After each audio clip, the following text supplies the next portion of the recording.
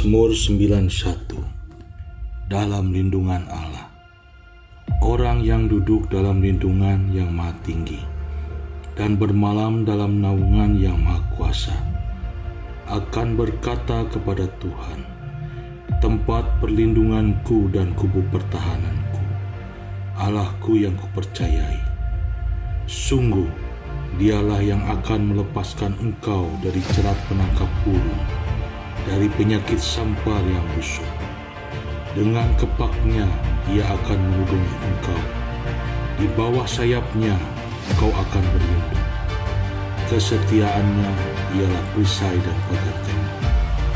Engkau tak usah takut terhadap kedahsyatannya, terhadap panah yang terbang di waktu siang, terhadap penyakit sampar yang berjalan di dalam gelap, terhadap penyakit menular yang mengamuk di waktu petang.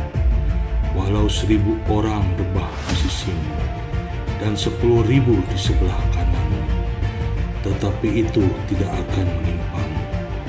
Engkau hanya menontonnya dengan matamu sendiri dan melihat pembalasan terhadap orang fasik.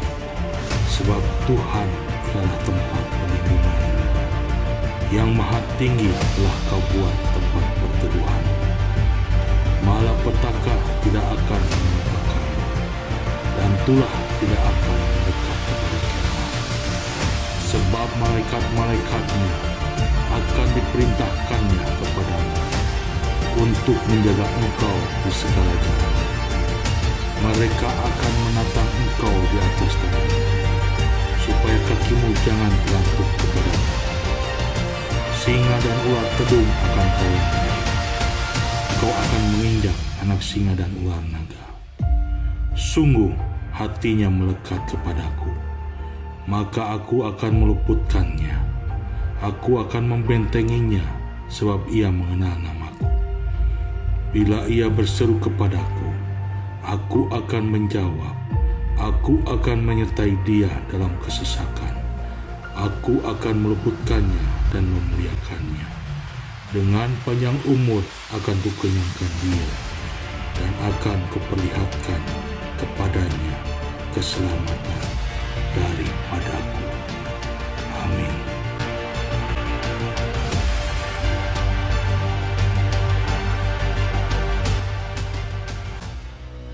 Shalom Jemaat Tuhan, saya percaya kita semua telah mengalami penyertaan dan berkat Tuhan sepanjang minggu kemarin. Bersama saya Sally akan menyampaikan pengumuman GBI Empang Sari untuk sepekan ini. Hari Kamis ini, mari bergabung dalam Menara Doa Online bersama Bapak Gembala jam 6 sore yang bisa disaksikan live lewat Instagram dan YouTube Live GBI Empang Sari. Bagi para pengerja, mari sama-sama kita bergabung dalam doa pengerja hari Sabtu 4 September jam 7 malam melalui Zoom. Buat anak-anak muda, jangan lupa buat ibadah JFC ya, setiap hari Sabtu jam 5 sore secara online. Ajak teman-teman buat join juga ya. Akan diadakan kembali menara doa siang setiap hari Selasa, mulai 31 Agustus 2021 pukul 10 sampai 11 siang. Jemaat Tuhan dapat mengikuti menara doa ini secara online melalui Zoom. Dan khusus bagi pengerja serta full timer yang dalam keadaan sehat bisa mengikuti langsung di ruang menara doa lantai 3 dengan kapasitas maksimal 20 orang dan mendaftarkan terlebih dahulu melalui call center.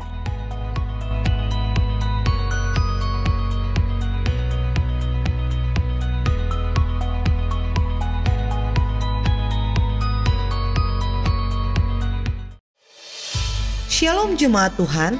Saat ini persembahan dapat diberikan melalui dompet digital seperti M-Banking. Berikut tutorial cara melakukan transaksi transfer melalui QR Code. Yang pertama, pilihlah aplikasi M-Banking yang terdapat di dalam gadget Anda. Lalu masukkan kode akses M-Banking Anda. Lalu tekan gambar QR Code yang terdapat di bagian bawah tengah. Scan gambar QR Code yang terdapat di dalam video ini. Atau apabila Anda sudah memiliki gambar QR Code yang Anda dapatkan dari call center, Anda dapat memilih icon gambar yang terdapat di kanan bawah dan pilihlah gambar QR Code tersebut. Isilah nominal angka yang akan Anda berikan. Nominal dimulai dari Rp1 sampai dengan Rp2 juta. Lalu klik OK. Setelah muncul layar konfirmasi, klik OK dan ketik PIN M-Banking Anda. Selamat, Anda telah berhasil melakukan transaksi transfer melalui QR Code. Persembahan melalui QR Code tidak dipungut biaya apapun. Terima kasih, Tuhan Yesus memberkati. Tetap jaga hati dan kesehatan. Jangan lupa untuk terus mematuhi protokol kesehatan 6M. Mari kita sama-sama untuk dukung pemerintah menyelesaikan pandemi ini. Dan tetap berdoa karena kita percaya bahwa Tuhan sanggup memulihkan bangsa kita. Salam beribadah, God bless you.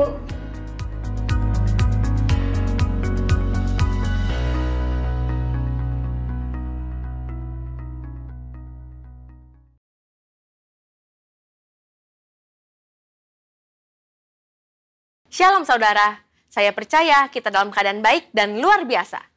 Pada Voice of Pentecost kali ini, kita akan membahas mengenai apakah orang yang sudah meninggal dapat menjumpai kita?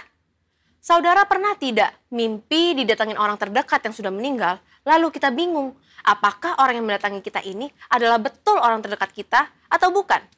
Bagaimana kita dapat menjelaskan peristiwa unik namun nyata seperti ini? Mari kita lihat 3 anggapan yang berkembang di masyarakat Kristen secara luas dan apa kata Alkitab mengenai hal tersebut. Pertama, fenomena yang terjadi sama seperti halnya Tuhan Yesus menjumpai murid-murid sebelum ia terangkat ke sorga.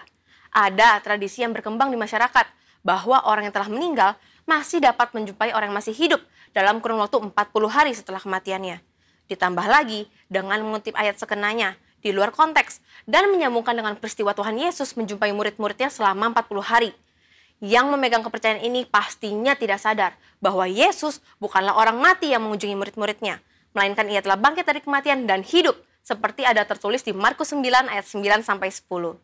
Jadi, anggapan bahwa orang meninggal dapat menjumpai kita sebagaimana Tuhan Yesus adalah sebuah pemahaman yang keliru dan tidak sesuai dengan kebenaran Alkitab. Kedua, fenomena yang terjadi sama seperti saat Musa dan Elia menjumpai Tuhan Yesus di Bukit Transfigurasi. Sebagian orang mungkin beranggapan bahwa peristiwa ini dapat menjadi sebuah pijakan untuk menyatakan bahwa orang yang telah meninggal, yaitu Musa, menjumpai Tuhan Yesus dan bercakap-cakap dengan Yesus. Dalam konteks ini pun tidak tepat jika dijadikan landasan kepercayaan orang yang sudah meninggal masih dapat menjumpai manusia yang hidup. Sebab pada waktu itu Tuhan Yesus berubah rupa, atau dalam bahasa Yunani disebut sebagai metamorfo. Sehingga baik Tuhan Yesus, Musa maupun Elia bersama-sama berada dalam dimensi yang berbeda dengan manusia pada umumnya. Dalam hal ini adalah Petrus, Yakobus, dan Yohanes yang menyertai Yesus pada saat itu. Ketiga, fenomena yang terjadi sama seperti ketika Saul berjumpa dengan Roh Samuel. Terdapat 2 penafsiran yang berkembang terkait dengan fenomena ini. Ada penafsiran yang mengatakan roh yang muncul itu bukanlah Roh Samuel, dan penafsiran lainnya mengatakan itu benar Roh Samuel, tetapi atas izin Tuhan untuk memberikan pelajaran dan peringatan kepada Saul. Nah, terlepas apakah kita berada dalam golongan yang meyakini itu adalah Roh Samuel ataupun bukan, Alkitab jelas menyatakan bahwa pemanggilan arwah, bertanya pada arwah yang dilakukan oleh Saul adalah pelanggaran terhadap firman Tuhan dan merupakan dosa. Karena itulah Saul mati. Tuhan Yesus seringkali menggunakan perumpamaan dalam mengajar agar lebih mudah dipahami. Dalam Lukas 16 ayat 19-30, Tuhan Yesus menyampaikan perumpamaan tentang orang kaya dan Lazarus. Dari sini kita dapat mempelajari bahwa ada jurang pemisah dalam dunia orang mati yang memisahkan 2 kompartemen yang berbeda, yakni Hades dan Firdaus. Pelajaran berikutnya adalah tidak diperlukan orang yang telah meninggal untuk mengunjungi orang yang masih hidup untuk menyampaikan pesan khususnya terkait pertobatan, sebab sudah ada pada mereka kitab suci. Mungkin ada saudara yang masih bertanya, lalu bagaimana mimpi yang tidak bisa kita rencanakan bisa terasa sangat nyata, seakan-akan orang yang sudah meninggal datang menjumpai kita? Setiap orang pasti pernah mengalami mimpi. Terkait dengan mimpi, Leland Ryken, seorang profesor emeritus bahasa Inggris yang juga adalah penata gaya sastra dari Alkitab English Standard Version, dalam Dictionary of Biblical Imagery menjelaskan, arti dreams and visions adalah mimpi akan muncul sesuai dengan kondisi yang sedang dialami manusia pada hari itu. Seperti yang dicontohkan dalam kitab Yesaya 29 ayat 8. Saat seorang yang lapar bermimpi ia sedang makan, tetapi ketika bangun ia masih tetap lapar. Atau bisa juga saat merindukan seseorang hari itu, ia bisa bermimpi bertemu dengan orang tersebut. Dalam Alkitab kita mendapati begitu banyak ayat yang menyatakan bahwa Tuhan menjumpai orang melalui mimpi. Tuhan memberikan pesan peringatan agar jangan sampai berbuat dosa. Tuhan memberikan pesan atau berbicara kepada orang tersebut. Tuhan mengabulkan permintaan dan sebagainya. Namun, Alkitab tidak pernah menuliskan tentang orang yang sudah meninggal menjumpai orang yang masih hidup melalui mimpi. Jadi, sebenarnya siapakah yang dijumpai dalam mimpi orang-orang? Apakah itu setan atau roh jahat? Tentu tidak juga demikian. Dalam kedaulatan dan kasih-Nya, Tuhan bisa saja memberikan mimpi kepada kita, di mana dalam mimpi itu kita melihat orang yang telah meninggal dan penglihatan itu begitu sangat nyata untuk memberikan pesan penghiburan dan kekuatan kepada mereka yang masih hidup yang telah ditinggalkan oleh orang yang mereka kasihi. Namun, perlu dicatat bahwa tidak semua mimpi bertemu dengan orang yang telah meninggal adalah hal yang baik dan datang dari Tuhan. Sama halnya juga, bukan semuanya yang buruk dan datang dari iblis. Seperti dalam 1 Tesalonika 5 ayat 21, ujilah segala sesuatu dan peganglah yang baik. Maka dari itu, kita sebagai orang percaya tetap harus memiliki kepekaan dan ketajaman rohani dalam mengujinya. Saudara, untuk penjelasan lebih lengkap dari tim teologi kami, silakan cek link yang ada di atas atau scan QR Code yang tersedia. Salam integritas, Tuhan Yesus memberkati.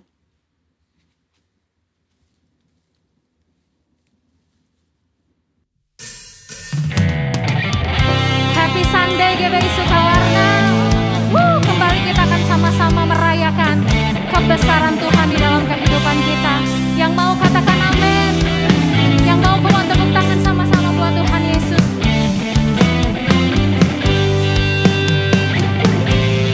Raja segala raja, pencipta segalanya, layaklah diagungkan selamanya.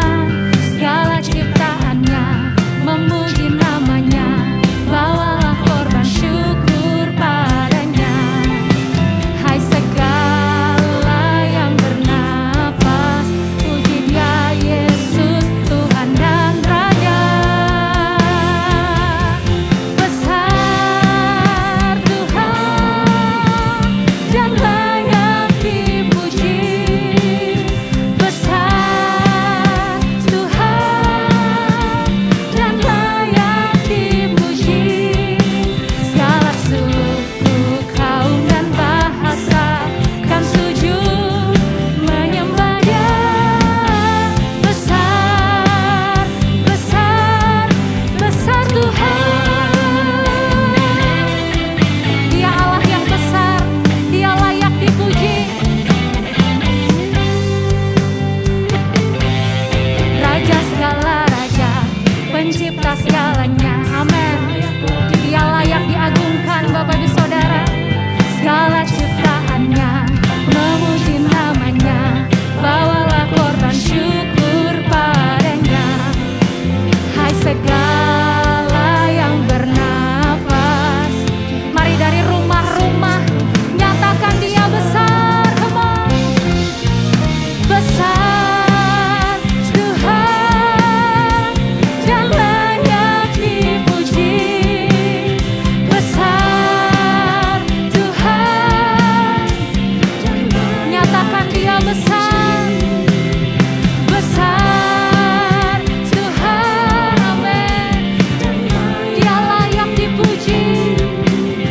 Besar Tuhan dan layak dipuji.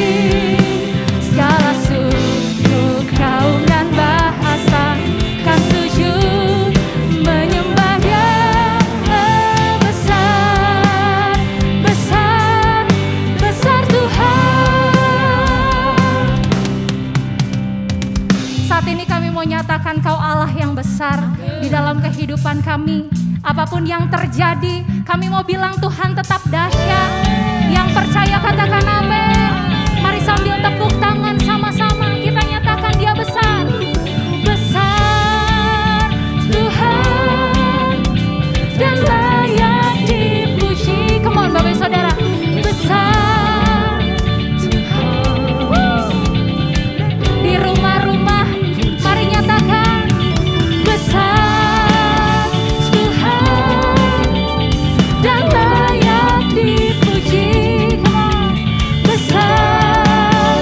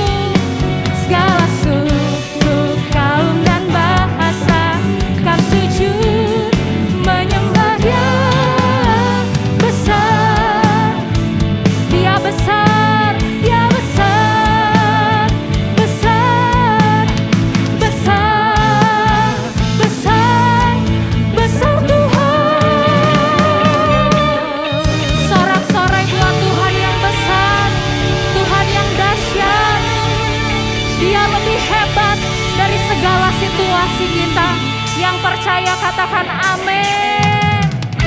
Haleluya.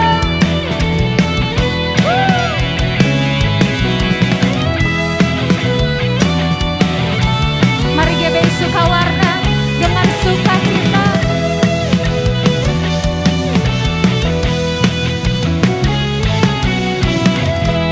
Kami mau nyatakan Engkau Tuhan yang berkuasa. Berkuasa di bumi, di surga, amin. Bertahta dalam kemuliaan. Dialah Tuhan Allah kita, namanya berkuasa, pembebas umatnya. Betapa hebat, betapa kuat, dahsyatnya Allah kita. Dia berjaya atas semua perbuatannya. Betapa hebat, betapa kuat, dahsyatnya Allah kita. Dia ternama Yesus Raja segala raja, Tuhan Allah kita. Tuhan Allah kita yang berkuasa, berkuasa di bumi, di surga, bertahta dalam kemuliaan. Dialah Tuhan Allah kita, namanya berkuasa. Mari umat Tuhan, betapa hebat, betapa kuat, dahsyatnya Allah kita, amin. Dia berjaya atas semua perbuatannya. Kau hebat Tuhan, Dia dahsyat, Dia ternama Yesus Raja segala raja, Tuhan Allah kita. Tuhan Raja di atas segala raja, Dia yang berdaulat atas hidup kita. Yang percaya katakan yes. Come on. Kau hebat, betapa hebat, betapa kuat, dahsyatnya Allah kita, amin. Dia percaya atas semua perbuatannya. Betapa hebat, betapa kuat, dahsyatnya Allah kita. Dia ternama Yesus Raja segala, Tuhan, Tuhan Allah kita. Betapa hebat, betapa kuat, amin Tuhan. Dia berjaya atas semua perbuatannya, ya Tuhan. Dahsyatnya Allah kita.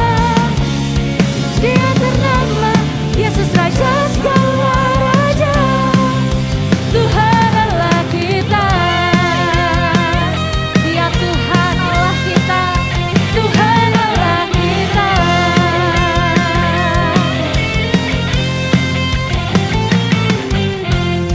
Dulu, sekarang, selama-lamanya Dia Tuhan yang hebat. Sorak-sorai buat Tuhan yang hebat, Tuhan yang dahsyat. Haleluya, haleluya. Haleluya. Kau dahsyat, ajaib, perbuatanmu dalam kehidupan kami Tuhan Yesus. Sampai hari ini kami terus lihat Engkau setia buat kami.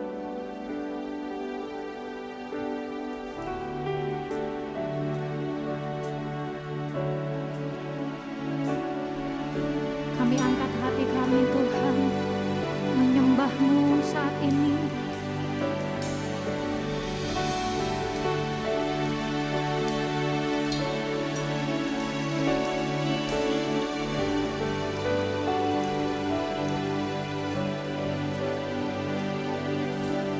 Betapa ajaib dan dahsyatnya Tuhan kejadianku.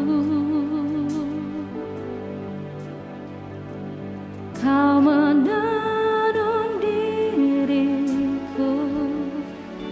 serupa gambaran-Mu.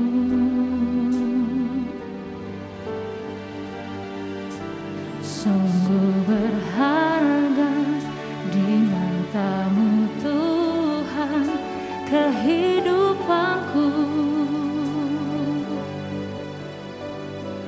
Kau membawa hatiku melekat erat dengan hati-Mu.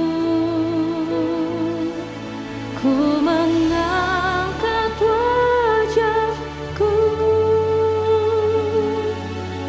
memandang keindahan-Mu, Yesus. Syukur bagi kesetiaan-Mu di sepanjang hidupku. Dan ku angkat tanganku ke tata kasih dan karunia-Mu. Tak sekalipun Kau tinggalkanku, Yesus sahabatku.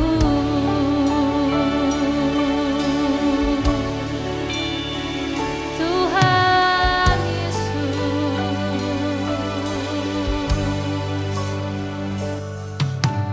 betapa ajaib dan dahsyatnya Tuhan kejadianku. Terima kasih Tuhan Yesus. Kau menenun diriku serupa gambaran-Mu.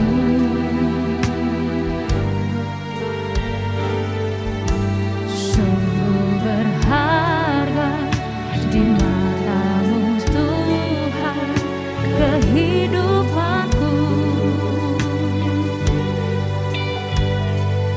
Kau membawa hatiku melekat erat dengan hati-Mu. Ku mengangkat wajahku, memandang keindahan-Mu, Yesus. Syukur bagi kesetiaan-Mu di sepanjang hidupku. Dan ku angkat tanganku ke tata kasih dan karunia-Mu. Tak sekalipun Kau tinggalkanku. Mari jemaat Tuhan sendiri dengan sungguh katakan, ku mengangkat wajahku, ku mengangkat wajahku. Mari pandang Dia Bapak Ibu Saudara. Ini ucapan syukur kami sama Tuhan. Kau setia Tuhan. Tangan kami terangkat dan ku angkat tanganku ke tata kasih dan karunia-Mu. Tak sekalipun Kau tinggalkanku. Biar musik menyanyikan pujian ini. Mari Bapak Ibu Saudara dari rumah-rumah dengan tangan yang terangkat sembah Dia. Dengan ucapan syukur sembah Dia. Terima kasih Tuhan, Kau setia buat kami sampai hari ini. Kau tidak pernah sedetik pun tinggal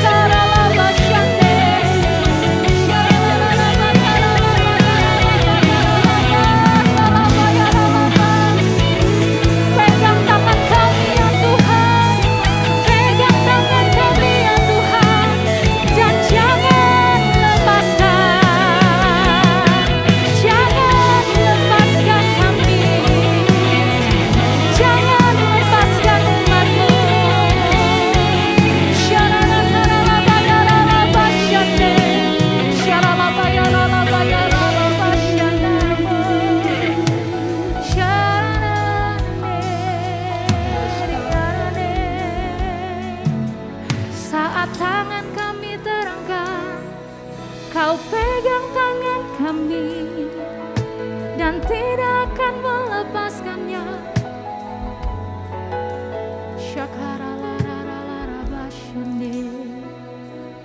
Ku mengangkat wajahku, memandang keindahan-Mu, Yesus. Syukur bagi kesetiaan-Mu di sepanjang hidupku. Dan ku angkat tanganku, ya Tuhan, ke tata kasih dan karunia-Mu. Tak sekalipun Kau tinggalkanku. Thank you Jesus, Yesus sahabatku. Ku mengangkat wajah. Mari pandang Dia, Bapak Ibu Saudara. Dia ada di sana. Dia ada buat engkau saat ini.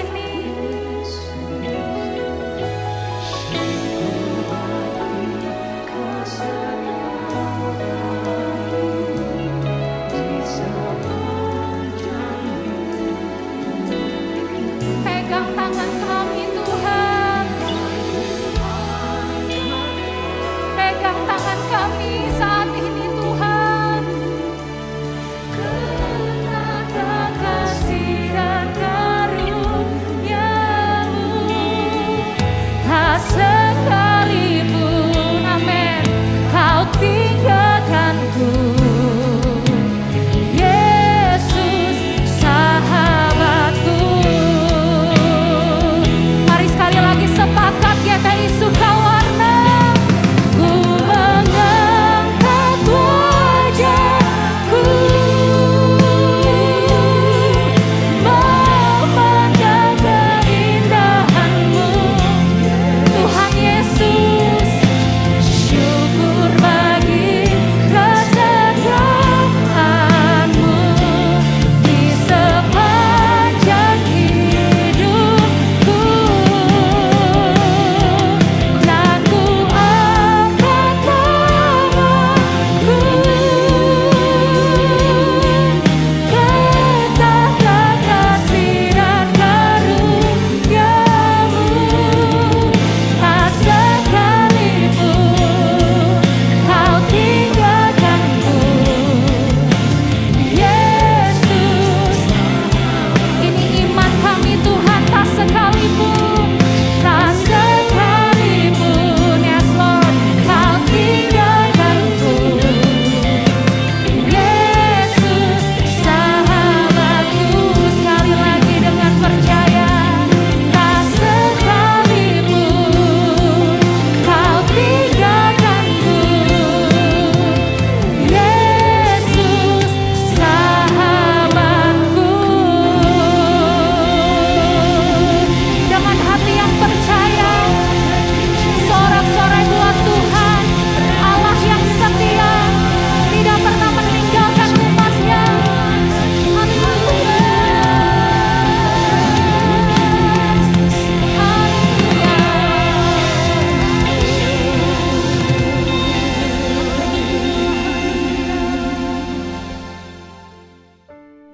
Pentakosta ketiga.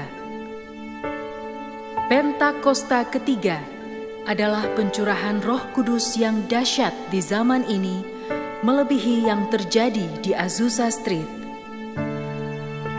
Pentakosta ketiga akan mengakibatkan penuaian jiwa yang terbesar dan yang terakhir sebelum Tuhan Yesus datang kembali.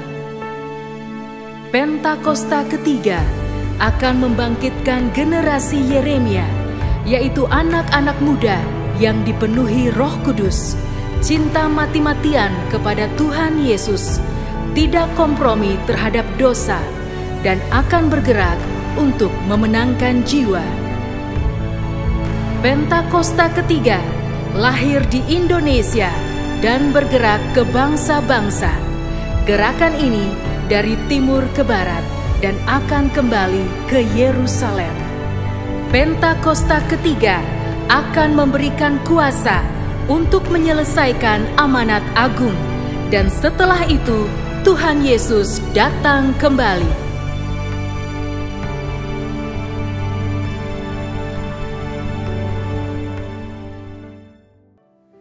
Shalom Bapak Ibu, jemaat yang dikasihi Tuhan.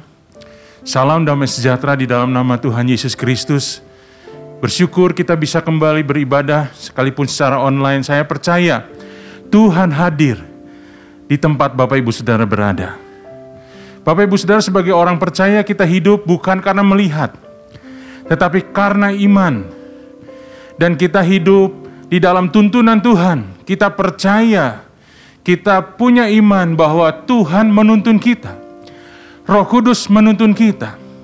Kalau Bapak Ibu Saudara mengikuti ibadah online beberapa minggu yang lalu, Bapak Ibu akan mendapatkan tuntunan dari gembala, yaitu di tahun integritas ini, di bulan ini, tuntunannya adalah kita harus melakukan kehendak Bapa di dalam zaman kita.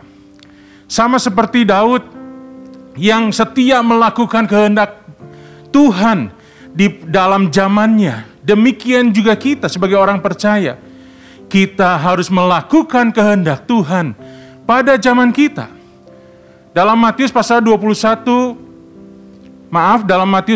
ayat 21 Alkitab berkata, bukan setiap orang yang berseru kepadaku, Tuhan, Tuhan, akan masuk ke dalam kerajaan surga, melainkan dia yang melakukan kehendak Bapa-Ku yang di sorga. Tuntunannya terambil dari ayat ini Bapak Ibu Saudara. Dalam Matius 7 ayat 21 Tuhan Yesus berkata, kita harus melakukan kehendak Bapa yang di sorga. Nah, mungkin ada beberapa pertanyaan, kehendak yang mana yang harus kita lakukan? Bapak Ibu Saudara, saya ingin sampaikan satu kehendak Bapa yang harus kita lakukan di dalam hidup kita. Saya ambil dari Yohanes pasalnya yang ke-6 ayat 28 sampai dengan ayat 29. Yohanes pasal 6 ayat 28 sampai 29. Lalu kata mereka kepadanya, apakah yang harus kami perbuat supaya kami mengerjakan pekerjaan yang dikehendaki Allah? Jawab Yesus kepada mereka, inilah pekerjaan yang dikehendaki Allah, yaitu hendaklah kamu percaya kepada Dia yang telah diutus Allah. Tuhan Yesus menjelaskan Bapak Ibu Saudara, inilah pekerjaan yang dikehendaki Allah. Inilah kehendak Tuhan pada hidup kita hari-hari ini, yaitu hendaklah kamu percaya kepada Dia. Siapa Dia? Yaitu Tuhan Yesus yang telah diutus Allah. Jadi Bapak Ibu Saudara, kehendak Tuhan di dalam hidup kita adalah kita harus percaya kepada Tuhan Yesus yang telah diutus oleh Tuhan untuk menebus dosa kita.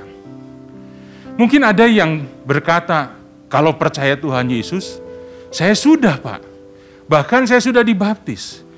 Nah, untuk lebih jelas lagi Bapak Ibu Saudara, mari kita lanjutkan di dalam ayat 40-nya. Percaya seperti apa yang Tuhan inginkan kita lakukan dalam hidup kita.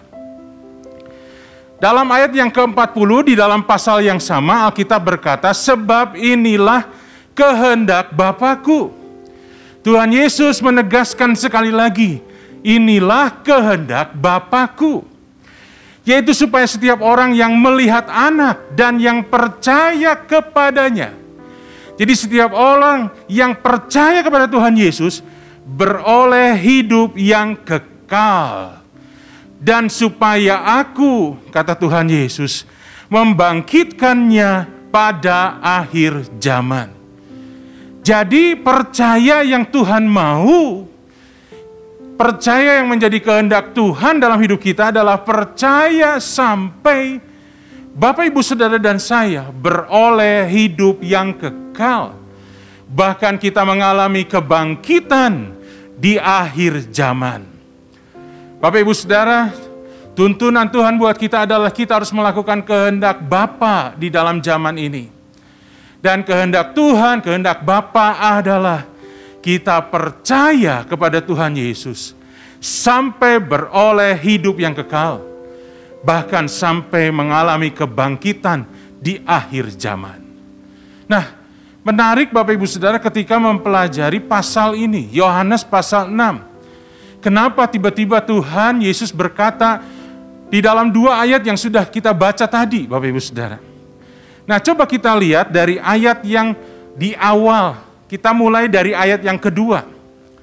Yohanes pasal 6, di pasal yang sama ayat yang kedua, Alkitab berkata orang banyak berbondong-bondong mengikuti dia, karena mereka melihat mujizat-mujizat penyembuhan yang diadakannya terhadap orang-orang sakit.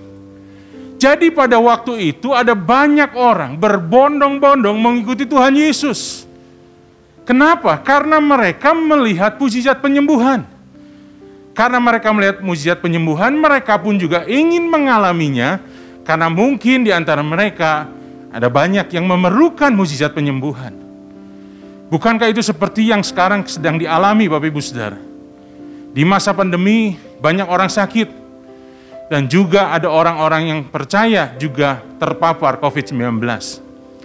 Banyak orang membutuhkan kesembuhan, pemulihan, dan sebagai orang yang percaya kepada Tuhan Yesus, juga banyak yang berdoa kepada Tuhan Yesus, minta dipulihkan, minta disembuhkan. Hampir sama keadaannya seperti sekarang.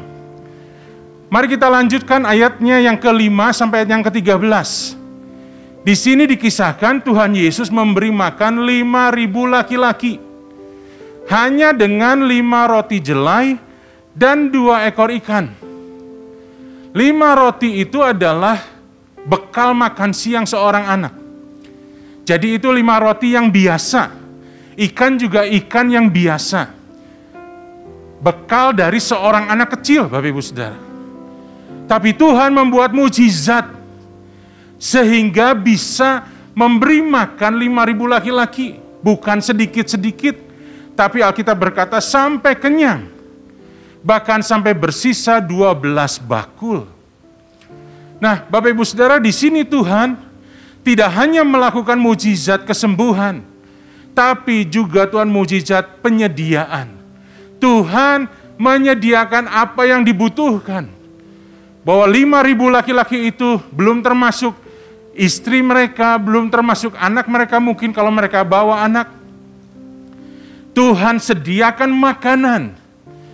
Mujizat hanya dari 5 roti dan 2 ekor ikan bisa memberi makan kenyang 5.000 orang lebih. Pandemi Bapak Ibu Saudara bukan hanya berefek kepada soal kesehatan, tapi juga berefek soal ekonomi.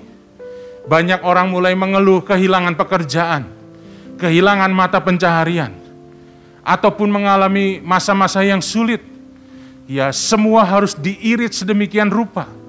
Bahkan sudah diirit pun masih tidak cukup. Dan banyak orang membutuhkan.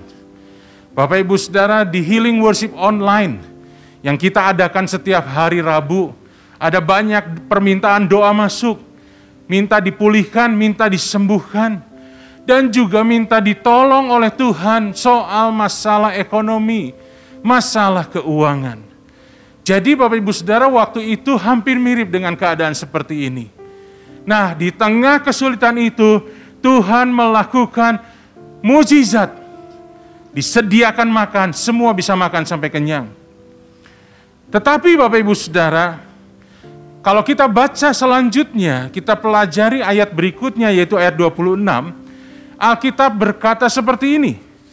Tuhan Yesus menjawab mereka, "Aku berkata kepadamu, sesungguhnya kamu mencari aku, bukan karena kamu telah melihat tanda-tanda, melainkan kamu telah makan roti itu dan kamu kenyang." Ayat 26, Tuhan Yesus memberitahukan kepada banyak orang, kamu ikut aku bukan kamu percaya kepadaku. Tapi karena kamu sudah mengalami mujizat itu, dan kamu kenyang, dan kamu ingin melihat hal-hal yang lain. Berapa banyak Bapak Ibu Saudara orang sekarang mencari mujizat? Tidak salah. Memang kita perlu pertolongan Tuhan. Memang kita perlu mujizat Tuhan. Tetapi ingat dengan baik bahwa Tuhan berkata kepada kita, kehendak Bapa bukan kita makan sampai kenyang, bukan melihat kesembuhan, bukan hanya sekedar mengalami mujizat, tapi kehendak Bapa adalah kita percaya kepada Tuhan Yesus sampai beroleh hidup yang kekal, bahkan sampai mengalami kebangkitan di akhir zaman.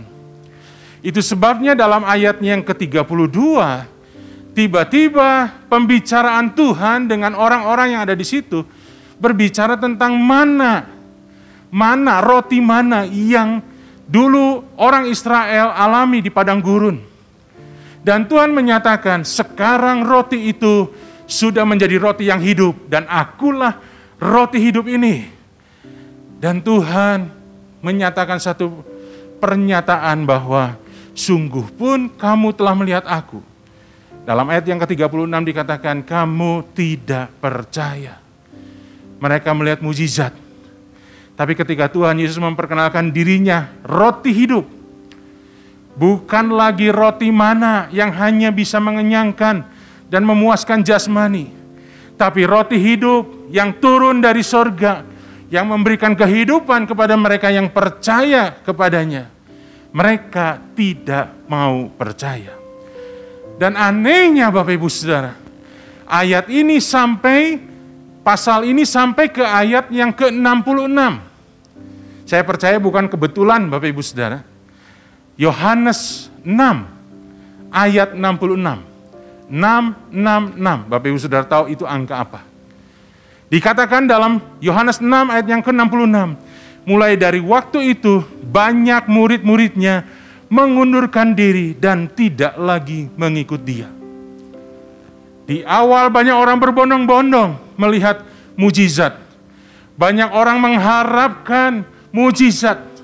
Banyak orang datang kepada Tuhan Yesus, dan ketika mereka mengalami mujizat, mereka berhenti sampai di situ, puas sampai di situ.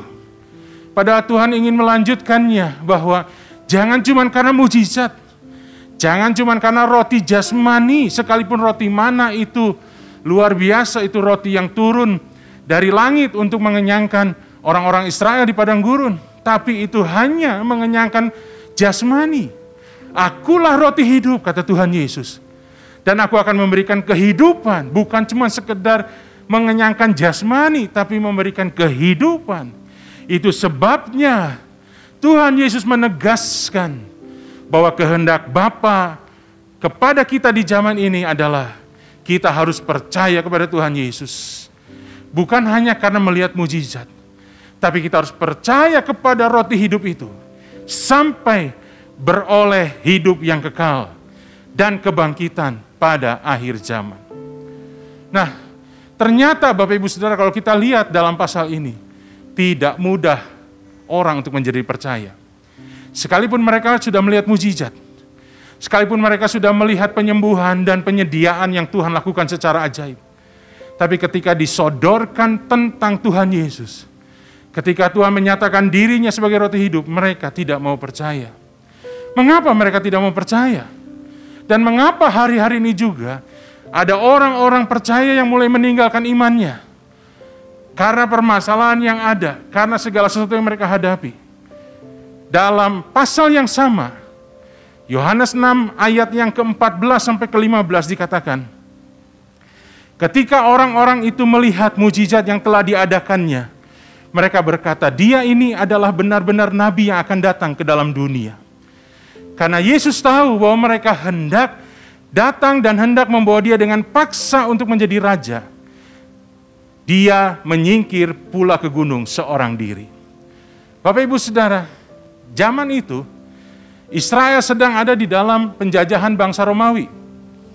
Dan kita tahu orang Israel juga pernah membaca sejarah bagaimana negara mereka, bangsa mereka pernah berjaya di masa yang lalu. Dalam zaman Daud, apalagi dalam zaman Salomo, mereka punya bangsa yang merdeka dan berjaya, Bapak Ibu Saudara. Itu sebabnya mereka sangat merindukan pembebasan dari penjajahan Roma. Dan mereka baca dalam kitab Nabi bahwa nanti akan ada Mesias. Dan mereka berpikir bahwa Mesias itu akan datang untuk membebaskan mereka dari penjajahan Romawi.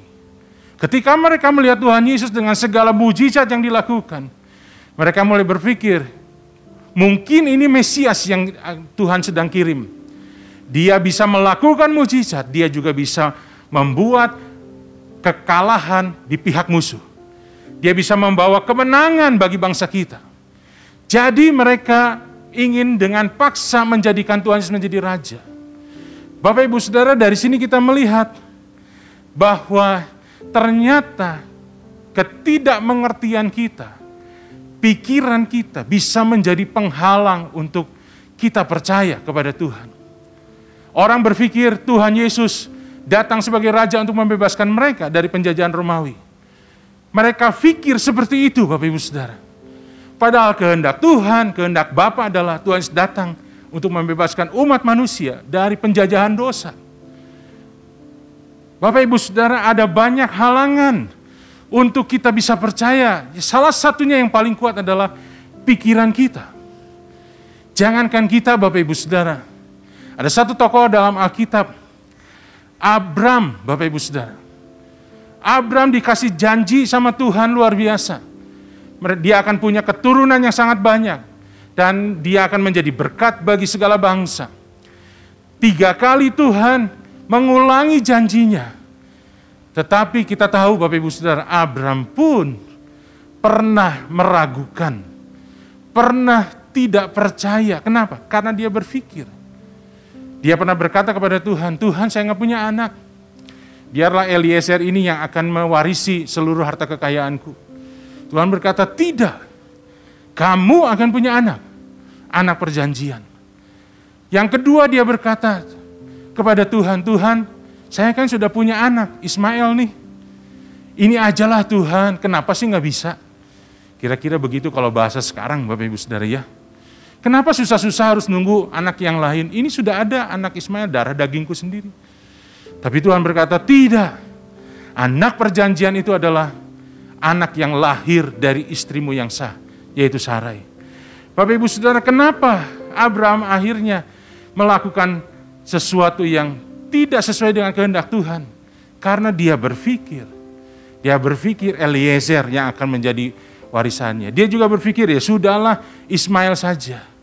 Tapi kita bersyukur Tuhan terus menuntun Abraham sampai akhirnya diubah namanya menjadi Abraham. Dan dia mempercayai janji Tuhan dan di usia yang ke-100 dia menerima janji Tuhan. Bapak Ibu Saudara, hari-hari ini banyak orang berpikir dan berpikir itu membuat mereka jadi mulai kehilangan iman. Ada sebuah survei yang dilakukan oleh Springtide Research Institute di bulan Agustus tanggal 13 2021. Jadi ini belum lama Bapak Ibu Saudara. Survei ini diadakan di kalangan anak-anak muda di Amerika yang mengaku religius. Jadi bukan sembarang anak muda, yang mengaku religius.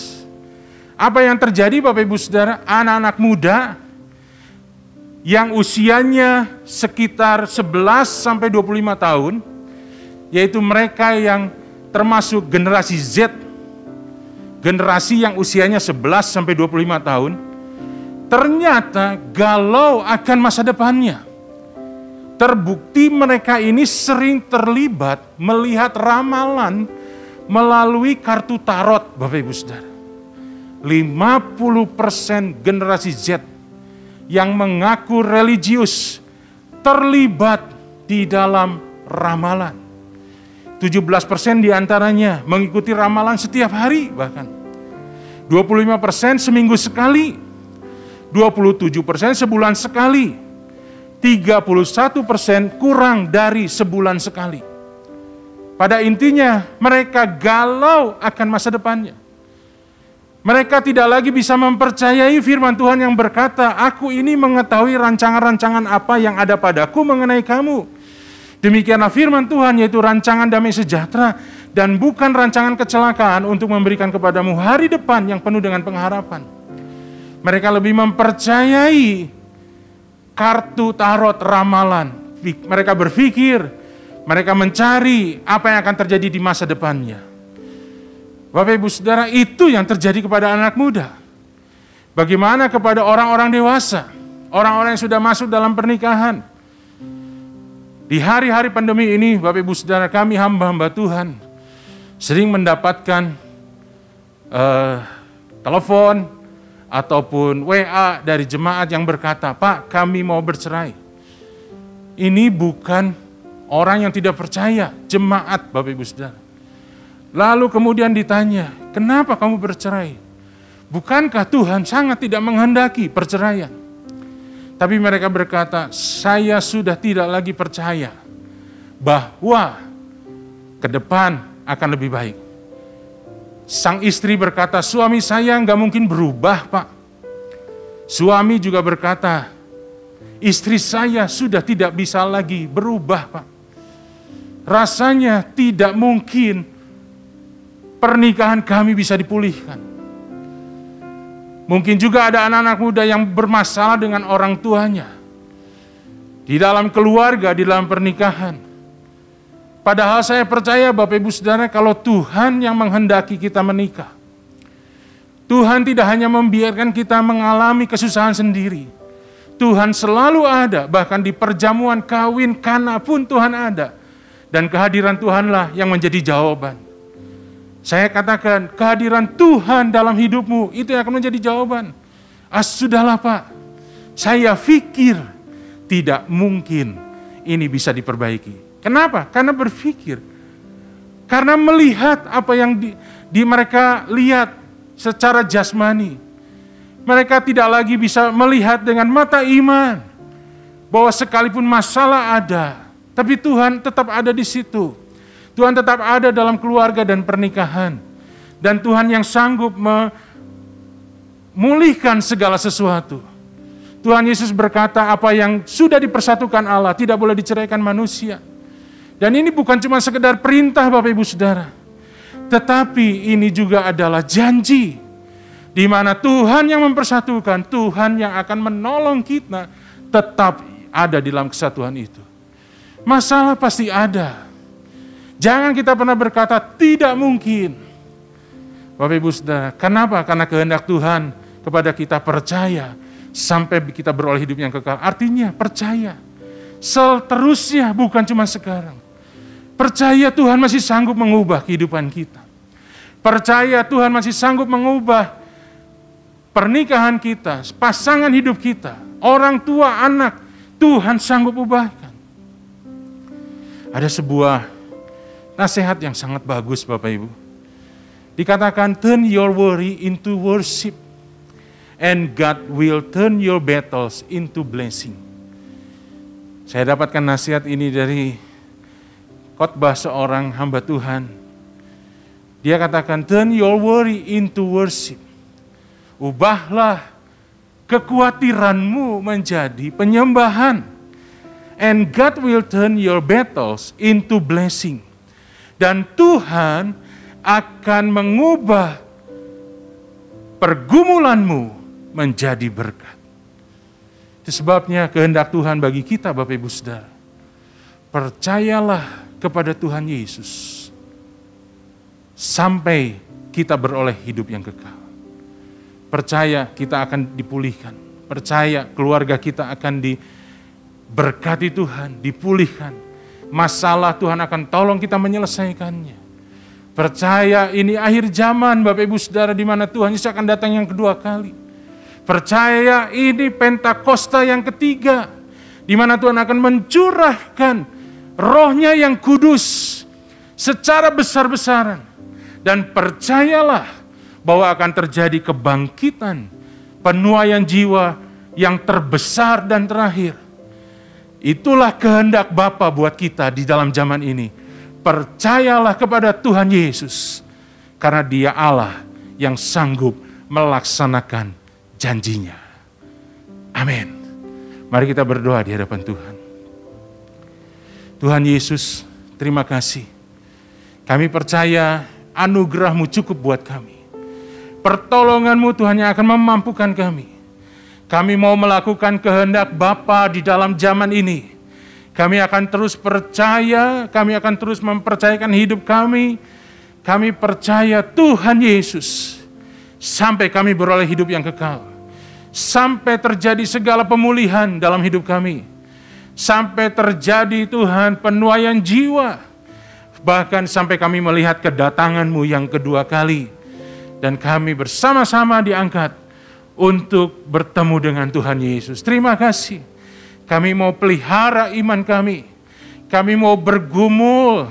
Dan kami mau jaga terus iman kami. Kami percaya Roh Kudus yang akan memberikan kemampuan kepada kami, kekuatan kepada kami, tuntunan kepada kami, sehingga kami boleh terus percaya dan melakukan kehendak Bapa di dalam kehidupan kami. Berkati umat-Mu Tuhan di dalam kehidupan mereka. Hari demi hari mereka harus lalui. Kami percaya hari demi hari itu ada pertolongan Tuhan dalam hidup mereka. Ada tuntunan Tuhan. Dan kami percaya bahkan sekarang di masa pandemi sekalipun, kami boleh melihat kehadiran Tuhan lebih nyata lagi dalam hidup kami. Terima kasih Bapa di surga, terima kasih Tuhan Yesus, terima kasih Roh Kudus, haleluya, amin. Mari, angkat tangan saudara, terimalah berkat Tuhan. Kasih karunia yang berlimpah-limpah daripada Allah Bapa dalam Anak yang tunggal Yesus Kristus. Persekutuan yang manis dengan Roh Kudus menyertai saudara sekalian mulai hari ini. Sampai Tuhan Yesus datang menjemput kita di awan-awan dan bahkan sampai selama-lamanya. Yang percaya bersama-sama katakan, amin.